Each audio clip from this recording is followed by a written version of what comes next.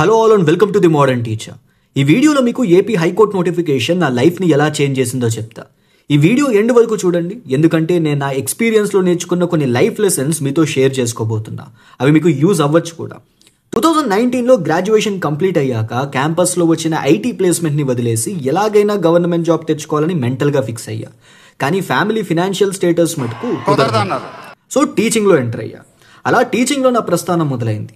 Teacher at 20. నేను టీచరా స్టూడెంటా అని confuse అయిన వాళ్ళు బోల్డ్ మంది. జీతం తక్కువైనా నా ప్రిపరేషన్కి చాలా యూజ్ అయింది. అలా 2022 ఎండ్ వచ్చేసరికి 24 వచ్చేసాయి. ఎన్ని ఎగ్జామ్స్ రాస్తున్నా రిజల్ట్ అనుకూలంగా లేదు. అప్పుడు వచ్చింది AP high court notification for district and subordinate course 2022.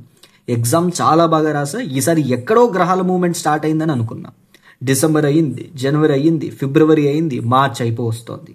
కానీ రిజల్ట్స్ మీద ఉలుకు లేదు, పలుకు లేదు.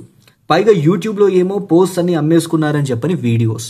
ఒక పక్కేమో గ్రూప్ 1 ప్రిలిమ్స్ సరిగ్గా అవ్వలేదు, ఈ లోపేమో health upset. Almost teaching quit చేద్దామని అనుకునే స్థాయికి వెళ్ళింది. లైఫ్ అంతా ఒక అన్సర్టెనిటీ అండ్ బ్లాంక్నెస్. అలాంటి టైంలో 2023 మార్చ్ లాస్ట్ వీక్లో రిజల్ట్స్ అనౌన్స్ చేశారు. సెలక్షన్ లిస్ట్లో నా నేమ్ ఉంది.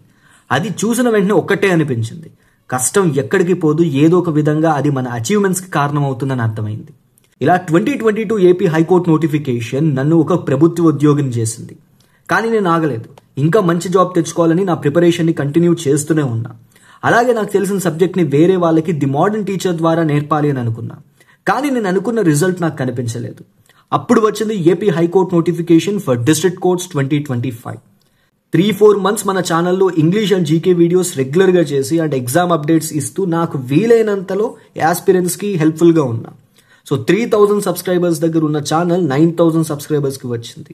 ఒక ఆన్లైన్ ఇన్స్టిట్యూట్గా మారింది. నేను నాకు రిజల్ట్ కనిపించకపోయినా నా వర్క్ని ఆపలేదు, కనిపించినా ఆపలేదు.